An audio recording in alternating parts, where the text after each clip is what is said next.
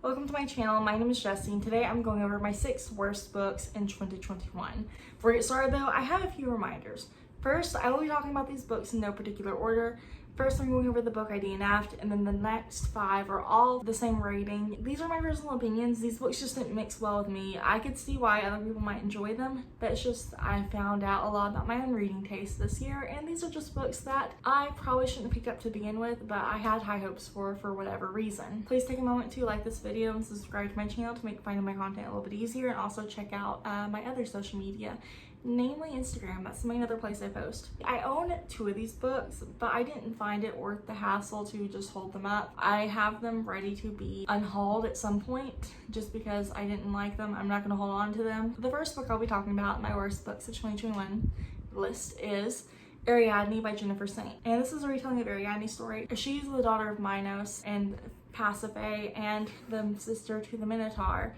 And this is her story of helping, I think it was Jason, but I'm not quite sure, kill the Minotaur and escape, and she ends up like deserted and abandoned basically.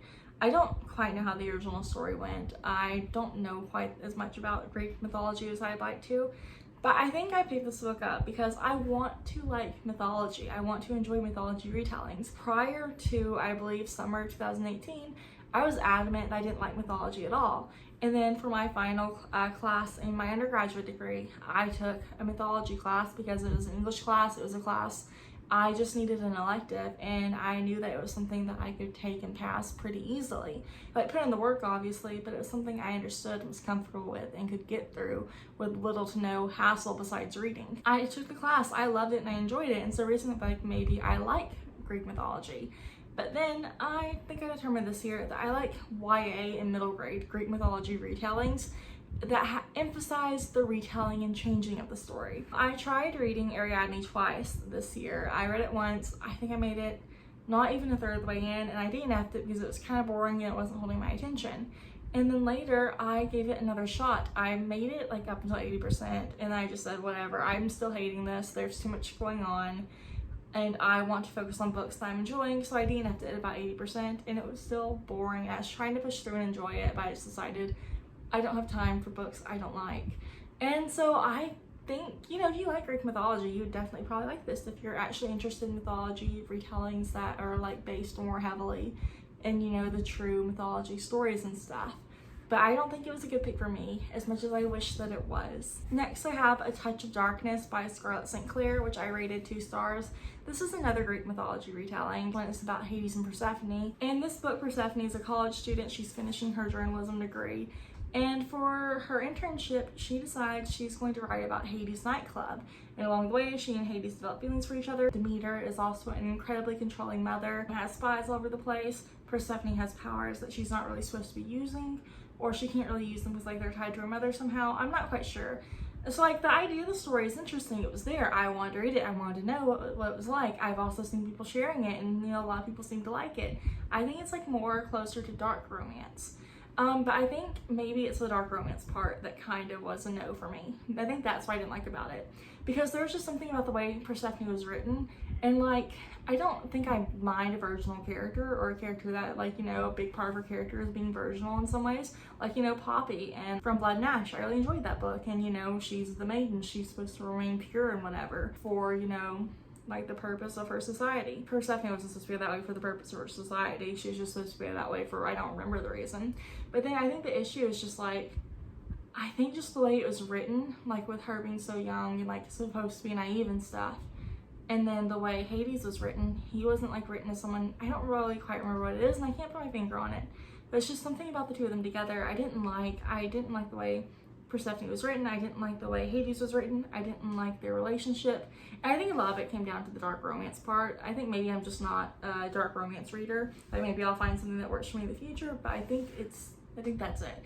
And I don't think it was that dark, because I'm afraid that I'm calling it dark romance, and it's well, you only read rom-coms, everything's probably dark to you, which might be true. I'm not quite sure what it is about the book. I can't quite put my finger on it, other than it had to do with Persephone and Hades' characterizations. Just something about them didn't work for me. But the idea of the story, I told you what the story is about, hey, I want to read that. Well, wait a minute, I read it and didn't like it. Next up is Throne of Glass by Sarah J. Maas, which I also rated 2 stars. And I'll be honest, I don't remember exactly what it was I disliked about this book, but I will say, I really want to like Sarah J. Maas's writing. I've read 3 of her books, and I am 0 for 3. I have not enjoyed her writing as much as everyone else seems to, and it kind of bums me out. I'm still going to give Crescent City a shot at some point, but everything else I've read has been kind of a flop for me. Throne of Glass, I think the main issues really just fell in Selena's character. I think that's her name. She was too perfect. Like, she was too good at everything. There's so much action involved in the story for none of it to really be that important or happen on page, I guess. I'm not quite sure. I know this is also, I believe, Sarah J. Maas's first series, so that could probably be a lot of the issue too. But it just didn't live up to the hype for me. It didn't live up to the expectations. And on top of that, I found the main character kind of annoying. She was too perfect. The flaws she had were like those influencer flaws that are like fake relatability.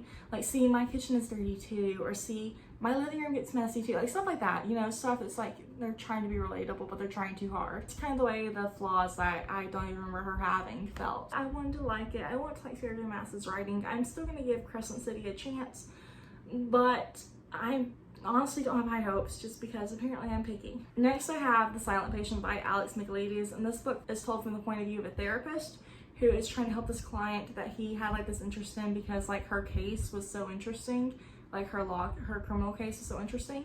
And then you also read the diary entries of this patient and like her descent into madness almost. I have to admit, the twist at the end was good. I wasn't expecting it and I enjoyed it. It was a good twist. But everything else about the story irked me. I have to say, like, first, the main character, his interest in her case seemed almost unethical. And maybe it's because my undergraduate's in psychology, the reason it bugged me so much. Didn't like the unethicalness. It kind of bugged me. I know it's fiction, but in this particular book, I couldn't get it out of my mind. Next, it felt like there was like 3 ways all the female characters in this book were, and it bugged me. They were matronly and motherly and meant to take care of the main character or other people. Or they were like evil and irksome to the main character. They were just meant to get in his way and cause him problems. Or they needed saving, like the patient. Those were the 3 ways all the female characters in the book were, and it bugged me. I wasn't a fan of it. Okay, the third thing that bugged me was that anytime intimacy or sex were referred to, they were referred to in like a very callous manner and in a very like non-loving manner, especially for the therapist and the patient to both have been so in love with their respective partners. I know that's probably just a nitpick on my part, but these were all things about the book that like added up and just made my reading experience like, it just frustrated me, and I didn't like it. I guess maybe if I had to put like worst book of the year, I would probably say The Silent Patient, because I remember what bothered me and it's frustrating me just talking about it. But like I said, I know these may be nitpicks, and I will admit the twist was good. It's just there were so many other things about the book that bothered me. Next, I have The Perfect Date by Evelyn Lozada.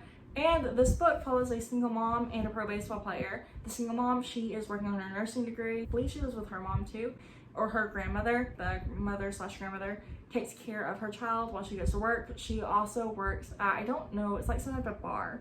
And then the main male character, he is a pro baseball player. I think he has some issues from what I remember, either with him or his dad. And he ends up going to this bar one night. Their first encounter kind of sucked. He was really rude.